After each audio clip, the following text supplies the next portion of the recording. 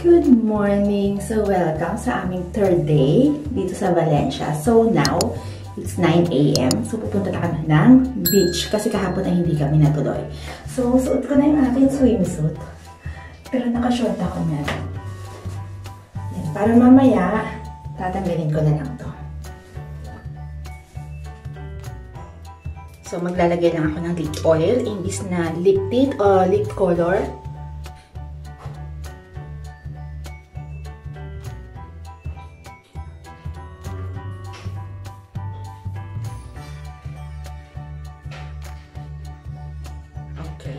And then, naglagay lang din ako ng konting blush on. Just in case.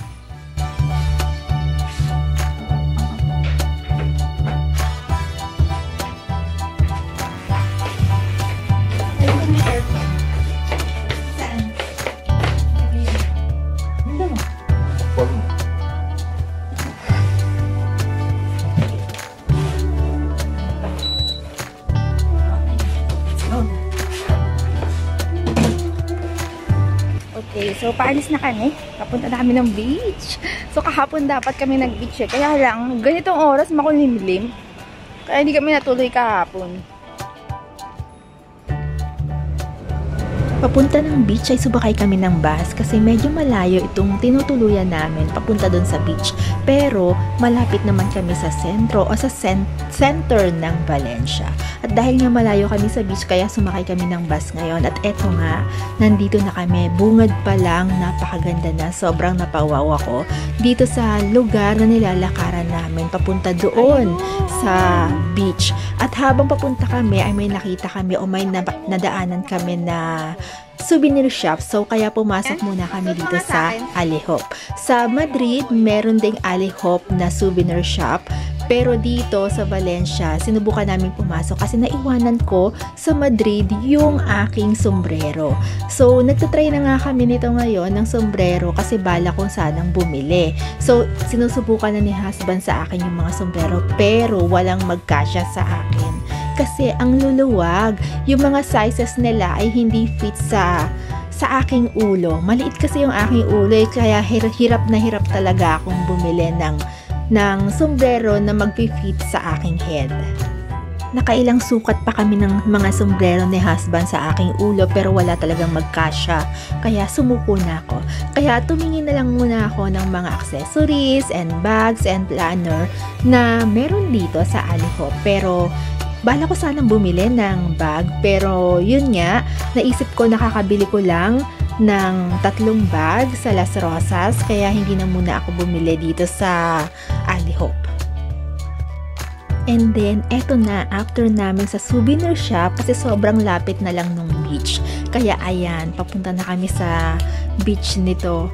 And natatanaw ko pa lang yung beach na i-excite na kaming 3. Kasi first time ng anak ko na dalhin namin siya sa beach na katulad ng ganito. Kasi dati kasi ay sa mga pool area lang siya, naliligo pag ganitong summer. Sa mga swimming pool lang. Ngayon ay sa beach na talaga namin siya dinala. May dala kaming beach mat. Actually, binili pa namin yun at thank God, dumating siya bago yung araw ng biyahe namin. Pero, hindi rin namin siya nagamit dito sa beach. Why? Actually, binili namin yung beach mat kasi por so kaso o just in case na walang mga ganito dito sa beach. First time nga namin dito, so hindi namin alam, kaya napabili kami ng beach mat. So meron palang mga benches na ganito dito sa beach na pwede mong rentahan and then pwede ka dun magstay. So narentahan namin yung ganito na lang, imbes na maglatag kami ng beach mat. Bago pa kami pumunta sa dagat, kailangan muna namin mag-reapply ng sunscreen. So magpapalagay na ako kay husband nito, and then nilagyan ko rin yung aking anak sa kanyang back para sigurado na hindi kami magkaka-sunburn. Okay, hanapin ko yung aking mag-ama.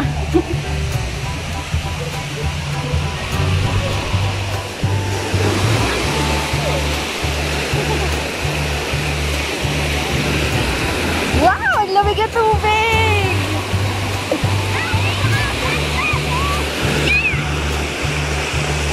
Ang lamig! Mas! Lumalalim! Si Benedict! Pag-anuri niya na!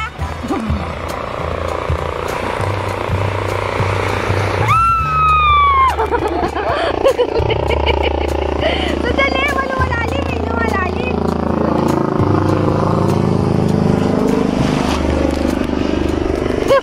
Malalim na eh! Hindi makita eh!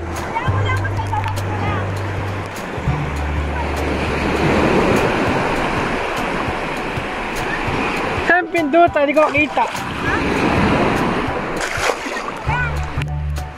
Naka-video ba to?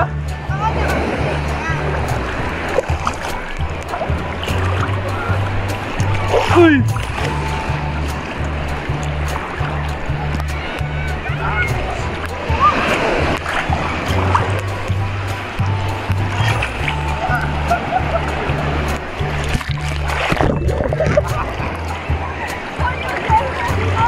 Hindi yan! Palit bago! So now, mag-aanilaw na kami kasi hapon na pala dito.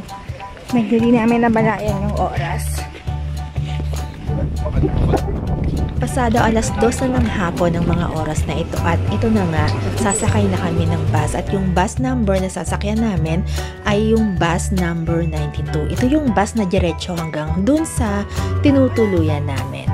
And then after namin sa bus, bago kami umuwi, dumaan na muna kami sa grocery kasi medyo nagkulang yung nakaraang binili namin para sa 3 araw. So since last day namin ngayon, so minimal lang naman yung kailangan naming bilhin. Hanggang dito na lang muna, mamaya ulit. Bye! Pero tulad ng dati, bago tayo magtapos, kung bago ka dito sa aking channel, please subscribe to my channel at i-click mo na rin ito yung notification bell para updated ka at wala kang mamiss sa mga susunod ko pang videos.